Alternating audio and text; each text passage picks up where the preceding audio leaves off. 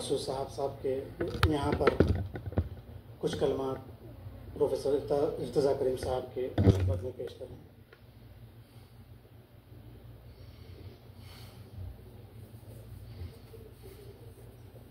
बिस्मिल्लाहिर्रहमानिर्रहीम। मेहमान खुसूसी जनाब प्रोफेसर इर्तज़ा करीम साहब, सदर मजलिस जनाब ज़िया नदवी साहब, मोहतरम जनाब महताब कदर साहब, ख़वातीन व हज़रात, अस्सलाम वालेकुम। मैं समझता हूँ कि बेहतर ये होगा कि मैं माज़रत के साथ एतराफ़ कर लूँ कि प्रोफेसर साहब के बारे में मुझे ज़्यादा इल्म नहीं था। यहाँ जो कुछ मैंने सुना, that is my knowledge about him. इस लिहाज से अगर मैं इनके बारे में कुछ कहूँ तो शायद सूरज को चिराग दिखाने के मुमासिल होगा। बट एनीवे, जो कुछ मैंने सुना, और शायद यहाँ आने से कुछ देर पहले ताजुद्दीन साहब ने थोड़ा सा उनका तारुफ मुझसे कराया था, बेस्ड ऑन दैट मुझे ये लगा कि ही इज़ एन आउटस्टैंडिंग अफसाना निगार, नक्काद हैं, ये तहक़ीक़ के मज़ामीन शाये हुए हैं। और उसके साथ साथ जो सबसे अहम बात है वो ये है कि ये डायरेक्टर हैं कौमी कौंसिल बराए फ़रोग़ उर्दू। इस लिहाज से ये मैं समझता हूँ कि महताब कदर साहब और उनके साथी काबिल मुबारकबाद हैं कि ऐसी शख्सियत को आज यहाँ पर मौजूद किया है जिनसे हमें बड़ी उम्मीदें हैं, शख्सी तौर पर भी और कौमी तौर पर भी। मुझे अच्छी तरह याद है कि मुख्तलिफ औक़ात में वक्तन फ़ौक़तन ख़बरें आती रहती हैं about the functioning of Urdu academies, councils वगैरह वगैरह। फिर भी जो शिकायतें जब हम उर्दू के बारे में बचपन में सुनते आ रहे थे, वो शिकायतें आज भी हैं। लेकिन जब हम लोगों ने प्रोफेसर साहब के बारे में सुना तो हमको पूरी तवक्को है कि ये हमारे जो एक्सपेक्टेशंस हैं, हमारी जो उम्मीदें हैं फ़रोग़ उर्दू के बारे में, ज़रूर प्रोफेसर साहब उन ज़िम्मेदारियों को निभा रहे होंगे। और हम अल्लाह ताला से दुआ करते हैं कि अल्लाह ताला इनको अपने इरादों में, अपनी काविशों में इस्तिक़ामत अता फ़रमाएँ और उर्दू इनके दौर में फूलती ही जाए, फलती ही जाए।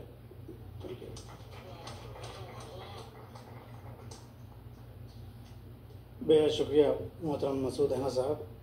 अब मैं सदर मोहतरम जनाब ज़िया नदवी साहब से मुल्तमिस हूँ कि वो अपने ख़यालात का इज़हार करें।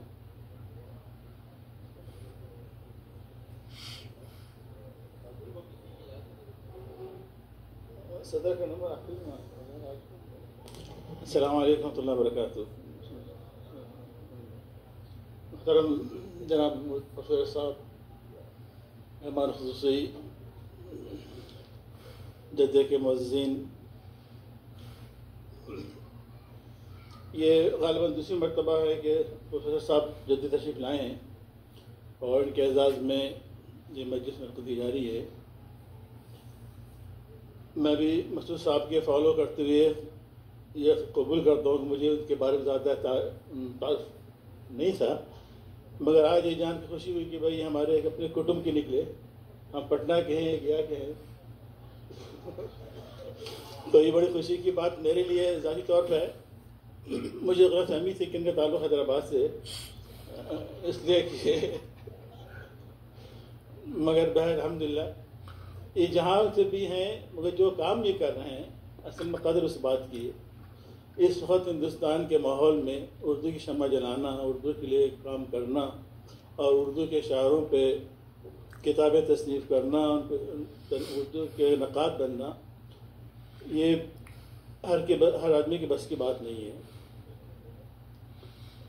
मेरा ताल्लुक़ नज़र से है, जहाँ हमारा बचपन गुजरा, तो हमें एहसास है कि उर्दू पढ़ने वाले बच्चे उस वक्त ये बात सन 65 और 70 के दौरान ही की है। उस वक्त भी अंग्रेज़ी का माहौल इतना बन गया था कि जो बच्चे मदरसों में पढ़ते थे या उर्दू मीडियम में पढ़ते थे उनकी एक कोई शनाख्त नहीं होती थी, दे वर लुक डाउन। तो इस माहौल से निकल करके प्रोफेसर साहब से अगर उन्होंने ज़िंदगी उर्दू की वक्त की है तो यकीनन काबिल सिताइश है। और गुलबन और महताब कदर साहब मुबारकबाद मुस्तहिक़ है कि उन्होंने ऐसी शख्सियत को चुना और उनके शान खिताबात तो खैर जो भी उनको मिले कम है, इनकी खिदमत को मुक़य्यद नहीं कह सकता है, मगर बहरहाल ये एक अच्छी कोशिश है। और मुझे खुशी है कि मुझे भी इसमें शिरकत करने का मौका मिला और इंशाअल्लाह मुस्तक़बिल में भी इंशाअल्लाह आप मुख्तार कदर साहब दिलों की कदरानी करते रहेंगे। आपकी कदरानी का शुक्रिया। अस्सलाम वालेकुम रहमतुल्लाहि व बरकातहू। हाज़िरीन इकराम, इससे पहले कि चीफ गेस्ट मेहमान खुसूसी की तकरीर हो, हम ये चाहते हैं कि जी प्रोफेसर साहब की लिखी हुई कुछ किताबें हैं यहाँ, तो उसकी रुनुमाई होगी और फिर उर्दू गुलबन के तहत शाया होने वाला ऑनलाइन निकलने वाला माहनामा भी, उसकी भी रुनुमाई होगी। तो प्रोफेसर इर्तिज़ा करीम साहब की ये नई किताबें हैं जिसकी रुनुमाई की रस्म, जी ये नई किताबें हैं जो अभी आई हैं। वैसे अब मैं उर्दू गुलबन के अरकान से मुल्तमिस हूँ, इंतज़ामिया के अरकान से, एग्जीक्यूटिव मेंबर से सबसे मुल्तमिस हूँ कि वो यहाँ स्टेज पे आ जाएं।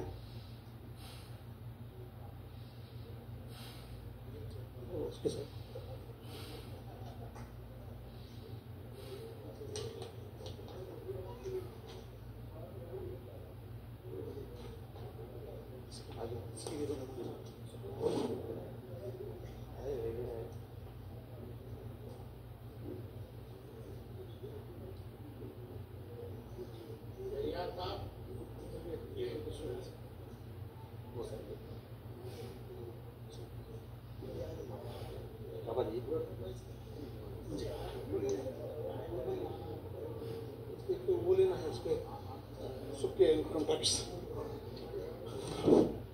हज़रात, उर्दू गुलबन माहनामा ऑनलाइन मैगज़ीन का रस्म इजरा होने जा रहा है। ये गुज़िश्ता माह से इसका आगाज़ हुआ और तकरीबन 50-52 सफ़े का ये माहनामा उर्दू गुलबन ऑनलाइन शुरू किया गया है। आज हमें इसकी खुशी है कि प्रोफेसर इर्तिज़ा करीम उनके साथ दीगर ज़ुमा शहर के हाथों आज इसकी रस्म रुनुमाई हो रही है। जज़ाकल्लाह खैर, शुक्रिया।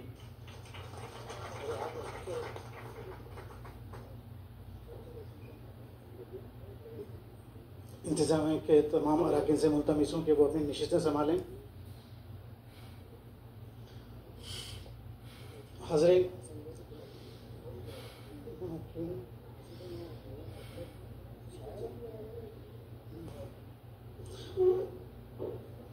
हाज़रीन, इर्तिज़ा करीम साहब की शख्सियत जिन माहौल में वो उर्दू की शम्मा जलाए हैं, तो वो शख्सियत को, उस माहौल को जहन में रखते हुए मेरे जहन में ये शेर आता है, कितना मुश्किल है बड़े हो के बड़े हो रहना भी, कितना मुश्किल है बड़े हो के बड़े रहना भी, अपनी मंजिल पे पहुंचना भी, खड़े रहना भी। तो जनाब इर्तिज़ा करीम साहब से मैं मुल्तमिस हूँ कि वो अपने ख़यालात का इज़हार फरमाएँ। मोहतरम प्रोफेसर इर्तिज़ा करीम साहब।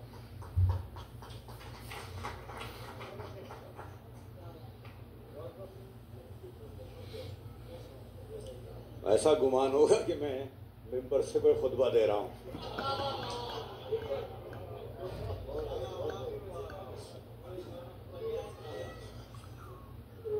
जिसका मैं अहल नहीं हूँ।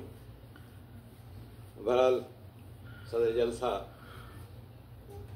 ज़िया अब्दुल्ला अब्बास नदवी साहब, सैयद मसूद साहब और इस बज़्म की जो सबसे बाबरकत शख्सियत है,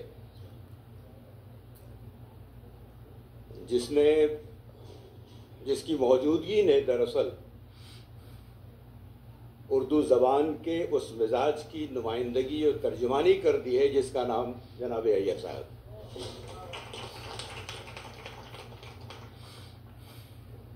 बहुत पुराना मक़ूला है, ज़र्रे को आफताब बनना। तो महताब साहब ज़र्रे को महताब बना देते हैं। मैं एक मामूली सा ज़र्रा हूँ, मेरी कोई हैसियत नहीं है, लेकिन जब कोई साहिब कद्र हो और कद्र करने वाली कोई निगाह हो तो जाहिर सी बात है कि वो मैं ऐसे वक्त में अपने आप को गूंगा महसूस कर रहा हूं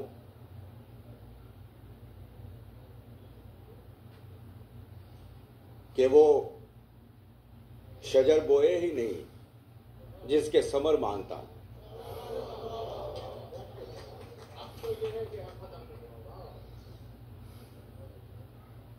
तो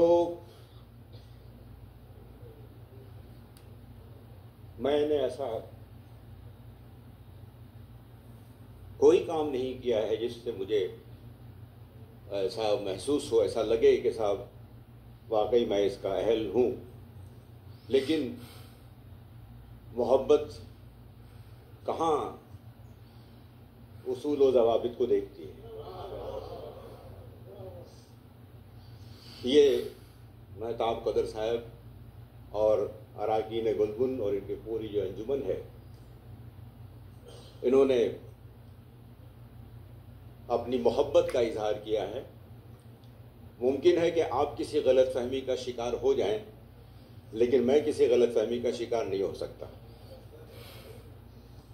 क्योंकि अगर इर्तिज़ा करीम ने ये मान लिया कि तुम मुजाहिद उर्दू हो तो उसी दिन उसका इंतकाल पुरमलाल हो जाएगा।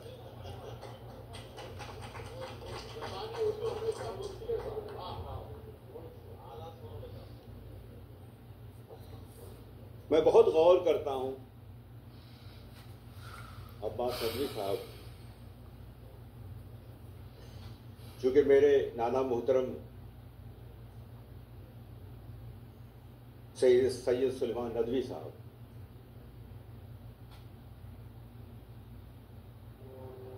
अब उन लोगों की खिदमत के सामने तो हम लोग कुछ भी नहीं, और जब आपके नाम के साथ अब्बास और नदवी देखा तो और मैं ज़रा जज्बाती हो गया कि कम से कम इस बहाने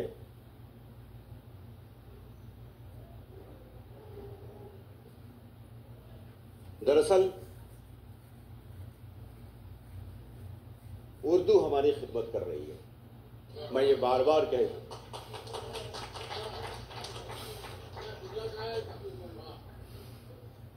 उर्दू की तो हमने कोई खिदमत की ही नहीं। अगर हमने उर्दू की खिदमत की हुई होती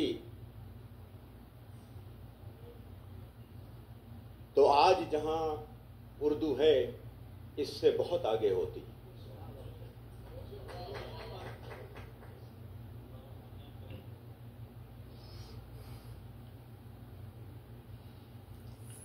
गैरों को क्या पड़ी थी कि रुसवा करे हमें, इन साजिशों में हाथ किसी आशना का था और है।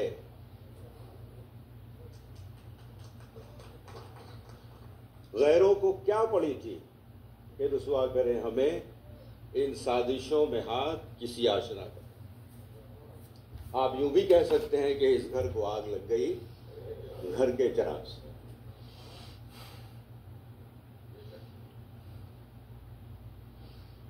रोना अगर शुरू करते हैं उर्दू वाले तो सरकार से शुरू करते हैं कि सरकार लेकिन वो अपने सरोकार को भूल जाते हैं।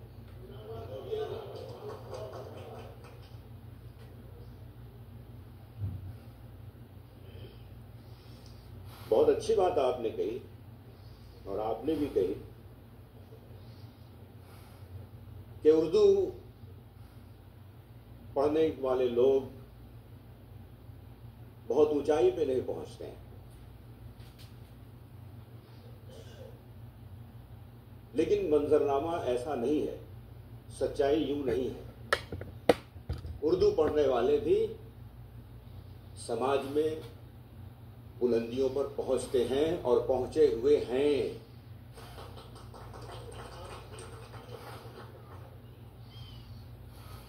बहुत बड़ा नाम है अदब का सैयद मोहम्मद अशरफ, आप सब ने सुना होगा, चीफ कमिश्नर इनकम टैक्स, पैगाम आफाकी, ऐसे कितने नाम लिए जा सकते हैं जिन्होंने उर्दू मजमून रख के IAS क्वालिफाई किया और उसके बाद हुकूमत में अपना एक दबदबा और अपनी एक ताकत का सबूत फराहम किया और फिर उर्दू के लिए कुछ काम किया। तो मैं इससे तो बिल्कुल मुत्तफिक नहीं रहता हूं कहीं पर भी कि उर्दू पढ़ करके आप बुलंदियों को नहीं छू सकते हैं। आप केमिस्ट्री पढ़ के भी बुलंदियों को नहीं छू सकते हैं, आप बॉटनी पढ़ के भी नहीं छू सकते हैं बुलंदियों को, आप MBBS करके भी नहीं छू सकते हैं बुलंदियों को, आप इंजीनियरिंग करके भी नहीं छू सकते हैं बुलंदियों को, अगर आपने सलीके से MBBS इंजीनियरिंग या बॉटनी या जूलॉजी नहीं किया। बात चाहे बेसलीका हो कलीम, बात कहने का सलीका चाहिए।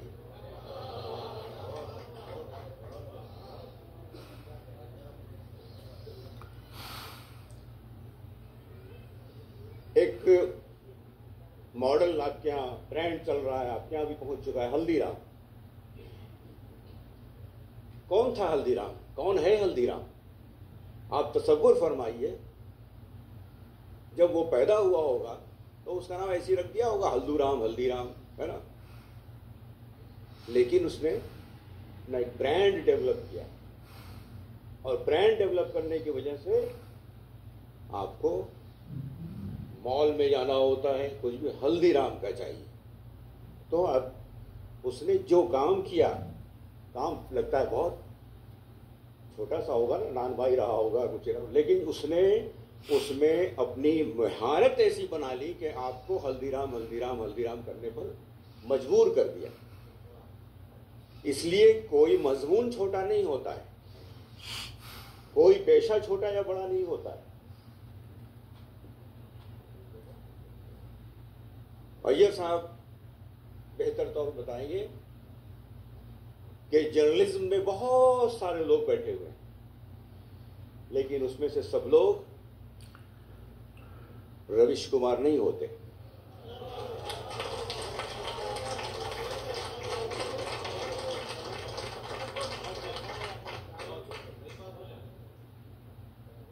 चीखने चिल्लाने से दुकानदारी चलती नहीं है, बल्कि लोग स्विच ऑफ कर देते हैं चीजों को। इसलिए मैं ये महसूस करता हूं, और मैंने शायद पिछली बार ये बात रखी भी होगी, क्योंकि जब दर्द मुश्तरक है, जब हमारा गम मुश्तरक है, जब हमारी तकलीफें मिलती जुलती हैं, जब हमारे एहसासात टकरा रहे हैं, तो हम जब भी कहीं भी किसी स्टेज से भी बात करेंगे तो अपने दिल की ही बात करेंगे। इसलिए गुफ्तगू में तकरार की सूरत पैदा होती है और हो सकती है, लेकिन मेरा अपना मानना यह है कि उर्दू को अगर किसी से खतरा है तो वो सिर्फ हमसे है और किसी से नहीं है। इस खतरे को महसूस हम सब कर रहे हैं, लेकिन देख नहीं रहे हैं कि कैसे इसको दूर करें। बिल्कुल इसी तरह अगर मैं थोड़ी सी और गुस्ताखी करूं कि खुद मजहब इस्लाम को भी अगर खतरा है तो मुसलमानों से है।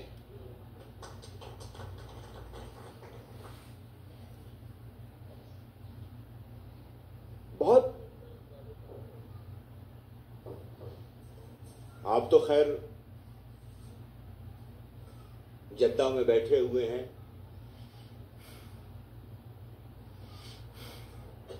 लेकिन उन लोगों के बारे में गौर कीजिए जिनके ताल्लुक से आप खबरें देखते और सुनते होंगे और पढ़ते होंगे।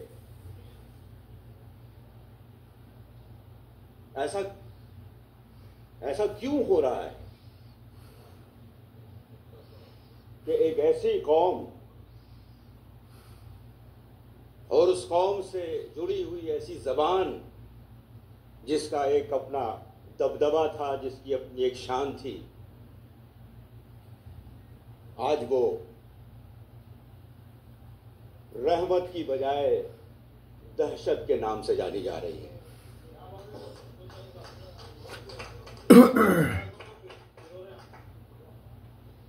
क्या हमारी ये जिम्मेदारी नहीं है कि रहमत पर पड़े हुए उसे एक नुक्ते को हटा दें, यानी जहमत को रहमत पे बदल दें। मैं बहुत खुलकर बात नहीं कर सकता, लेकिन फिर भी मैं ये कहूंगा कि हमें अपने गिरबान में झांक कर देखना होगा और देखना चाहिए और मुहासबा करना चाहिए कि हम किस दौर से गुजर रहे हैं। अभी अलीगढ़ में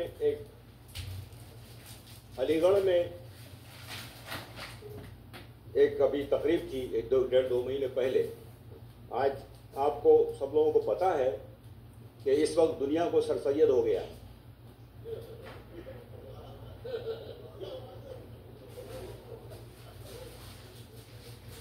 इस वक्त जो है दुनिया को सरसैयद हो गया, क्योंकि सरसैयद के ही 200 साला तकरीबात का एहतमाम है कि उनके 200 साल हो गए हैं। तो उस हवाले से जितने अलीगेरियन हैं, मेरा ख्याल है इसमें भी होंगे अलीगेरियन जी, अलीग से और बिहारी से तो कोई खत्ता खाली नहीं है।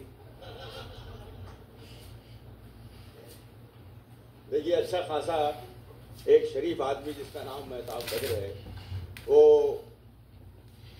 हैदराबाद से इसका ताल्लुक है, और एक बिल्कुल गैर शरीफ है ना बिहारी बाबू। तो एक शक हुआ इन लोगों को कि साहब ये इस अवार्ड के पीछे कहीं ऐसा कोई सुबाइयत तो काम नहीं कर रही है। तो वो सही भी था सोचना, लेकिन ऐसा अंदाजा हो गया गुफ्तगू से जब आपने बताया कि साहब नहीं,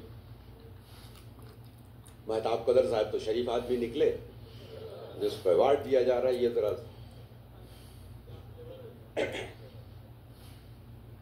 मैं ये अर्ज कर रहा था कि इस वक्त सबको सरसैयद हो गया।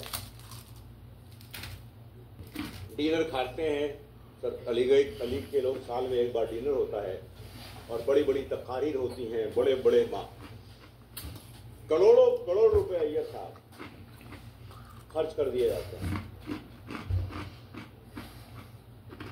एक शब्द में सरसैयद डिनर के नाम पे।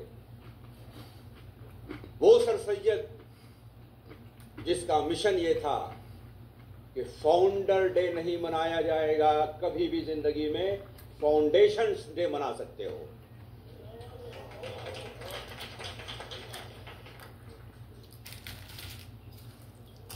इस वक्त हम लोग फाउंडर डे ही बनाना चाहते हैं। फाउंडर डे बन जाए तो मैं रहूं, नतीजे में हम पीछे छूट गया।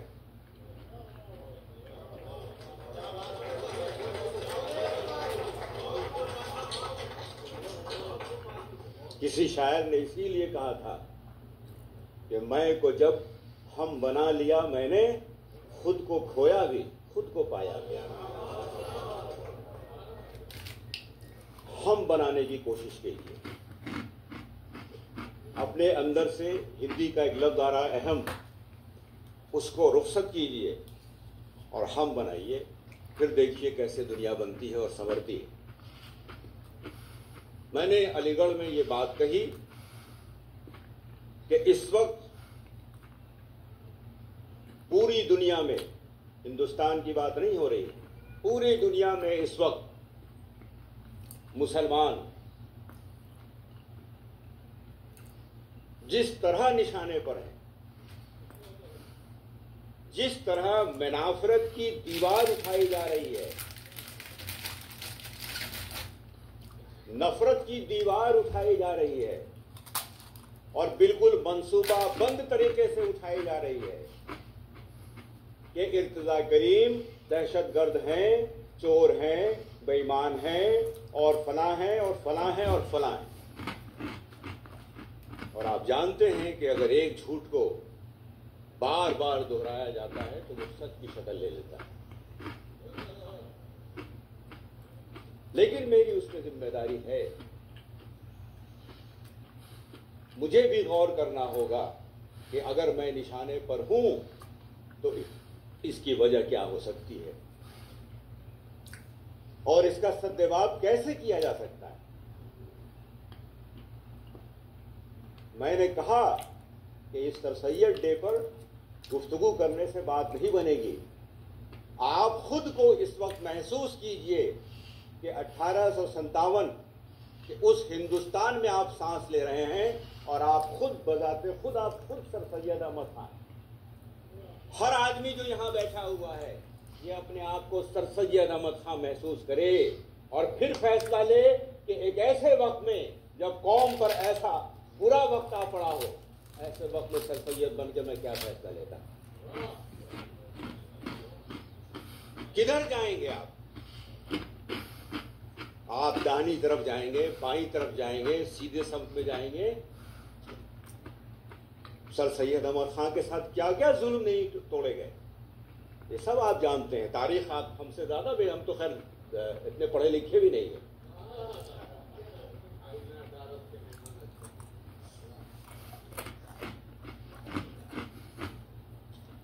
लेकिन उस जमाने में जब अंग्रेजों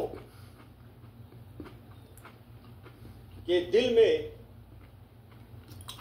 ये बात बिठा दी जा रही थी और मुस्तकिल कही जा रही थी कि ये मुसलमान इस तरह के हैं और अंग्रेजों के साथ एक दूरी बढ़ रही थी, मुनाफरत बढ़ रही थी, एक तफावत का दबदमाना था, दूरी बढ़ रही थी।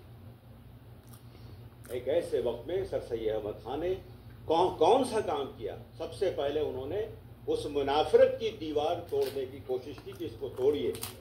बार बार अपने रुफ़क़ा की मुखालफत बर्दाश्त करते हुए, अपने दोस्तों की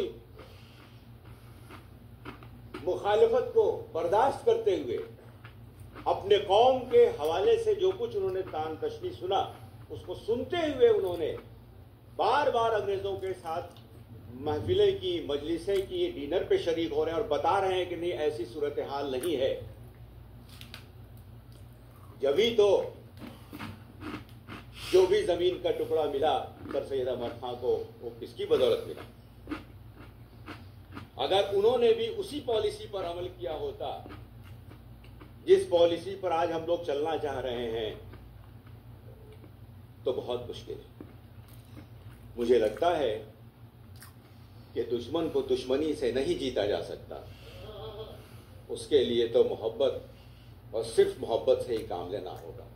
और जब आकाए रसूल ने हमारे सामने नमूने छोड़ रखे हैं, फिर भी हम मुसलमान उस पर अमल करने को क्यों तैयार नहीं है कि जब वो कूड़ा नहीं फेंकती है तो वो साहब आकाए नामदार तशरीफ ले जाते हैं कि आज गुड़िया को क्या हो गया कि मेरे ऊपर कूड़ा नहीं फेंका उसने। दुश्मनों को दोस्ती में दोस्त बताने का नमूना छोड़ रखा है। लेकिन अफसोस कि हम जैसे नाम के उर्दू वाले हैं वैसे ही नाम के मुसलमान। हमारी पहचान थी रवादारी, हमारी पहचान थी इंसानियत, हमारी पहचान थी आश्ती और अमन। लेकिन अफसोस ये है कि हमने रवादारी, भाईचारगी, आपसी मोहब्बत सबको भुला दिया है। अगर 4 मुसलमान जमा होते हैं तो सिर्फ एक ही वक्त जब 5वां कंधे पर होता है।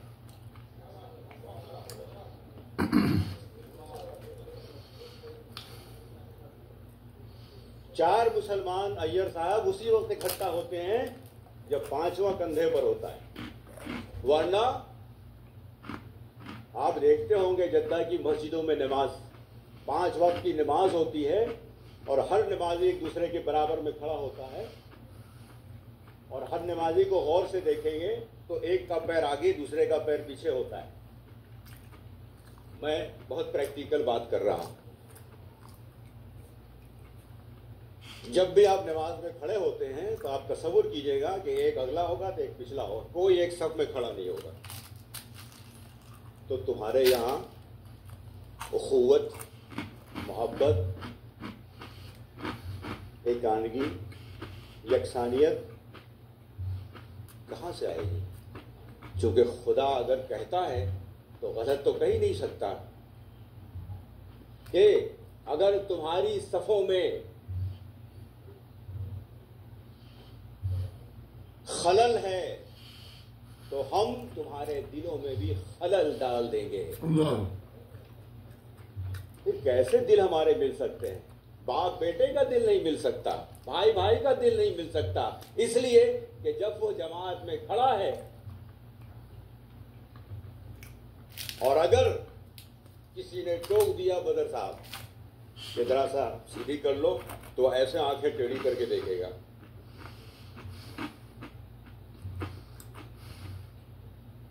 तो मेरे खुदा ना खास्ता मैं इस लायक नहीं हूं कि मैं कोई बात ऐसी करूं, लेकिन ये सबक ऐसा है कि इसको अगर बार बार दोहराया जाए, और फिर कुछ इसका भी असर है कि मैं आज खुतबा देने लगा हूं।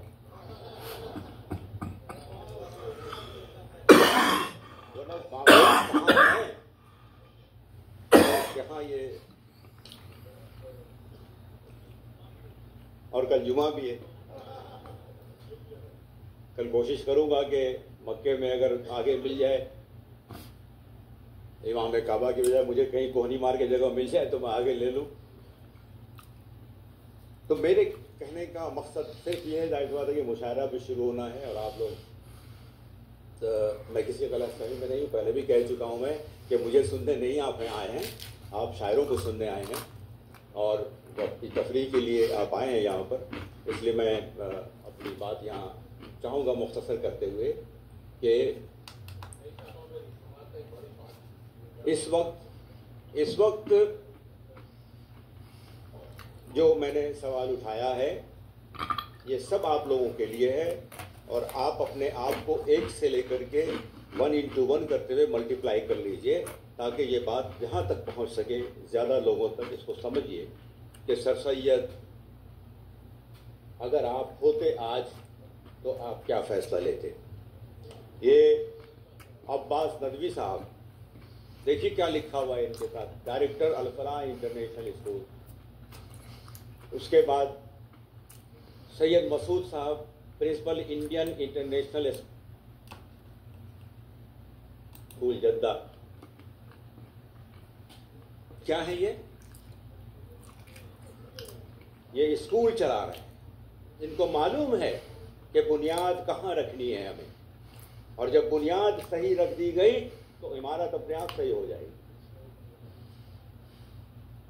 और मेहताब कदर साहब को दाद देनी चाहिए कि उन्होंने ऐसे अफराद का इंतखाब किया कि अभी जलसे और तकरीब के आगाज़ से पहले गुफ्तगू हो रही थी, वैसे ही जैसे होती है आमतौर पर। तो मैंने कहा भी अब्बास साहब से कि असलन तो आप लोग ही उर्दू का चिराग जला रहे हैं, तो आखिर हम उर्दू वाले तो बहुत कोशिश कर रहे हैं कि चिराग बुझे, लेकिन चूंकि उर्दू में इतनी लपक और लहक है, इतनी इसकी चमक है इसमें कि जो गैर होता है वो भी उसको अपनाने की कोशिश करता है और कर रहा है। अय्यर साहब ने गुफ्तगू शुरू की तो उन्होंने कहा कि साहब मैं उर्दू में, लेकिन जितनी देर भी वो बोले, 4 जुमले बोले या 3 जुमले बोले, सारे के सारे उर्दू में ही बोले इन्होंने। इस जबान की अपनी एक खूबी कि अगर आप बगैर सोचे समझे बोलेंगे अय्यर साहब तो उर्दू ही बोलेंगे।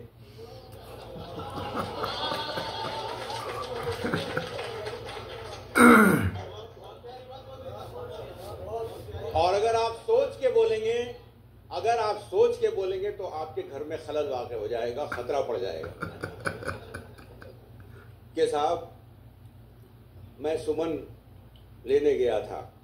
अगर ये बोलें अपनी वाइफ से कि मैं सुमन लेने गया था तो घर में झगड़ा होगा, लेकिन अगर ये कहेंगे कि मैं फूल लेने गया था तो झगड़ा नहीं होगा। ये जब कहेंगे कि चलते चलते पैर में शूल लग गया तो आगे बगल देखिएगा शूल क्या हो रहा है भैया, क्या चुभ रहा है लोगों। लेकिन जब ये कहेंगे कांटा चुभ गया, जब आप सोच के बोलेंगे और जब आप दिल से बोलेंगे, ये अजीब कैफियत है इसके साथ। लेकिन अफसोस ये है कि अय्यर साहब हम उर्दू वालों ने खुद उर्दू को अपने घरों से बेदखल कर दिया है और इसके लिए हमने बड़ी मेहनत की है। बड़ी मेहनत इस तरह से की है कि अगर मुझे अपना दामाद या बहू ढूंढनी है तो कोशिश होती है कि कोई इंग्लिश मीडियम की है कि नहीं है। अगर खुदा न खास्ता वो मदरसे से या उर्दू मीडियम वगैरह है तो ज़रा सा हम लोग मुंह बना करके रिश्ते में ये करते हैं।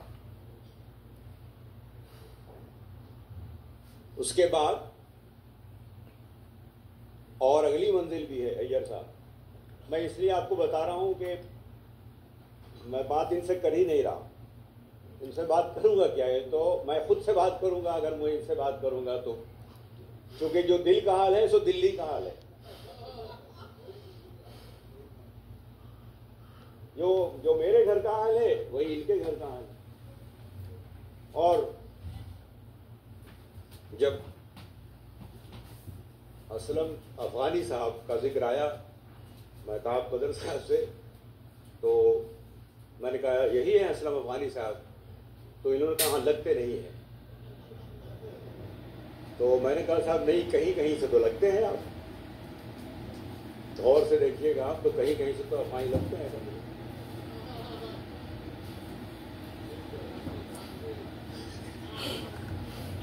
तो कहने लगे साहब आपने जो बात कही है तो बिल्कुल एकदम आप बिल्कुल सही है। अब जो मैंने कहा नहीं ऐसा कुछ नहीं है, लेकिन ऐसी अचानक जो बात आई है तो मैं तो कहीं कहीं से इसलिए लग रहे हैं कि जब ये यहाँ से निज़ामत फरमा रहे हैं तो कहीं तो बिल्कुल डूब जाती है आवाज़ इनकी और कहीं एकदम उभर जाती है।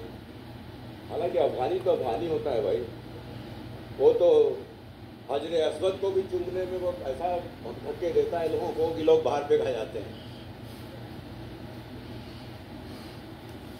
बहरहाल खुलासा कलाम ये है। मेरी एक प्रॉब्लम है अब्बास नकवी साहब कि मैं बहुत देर तक संजीदा नहीं रह सकता, क्योंकि संजीदगी से रंजीदगी का बड़ा ताल्लुक है।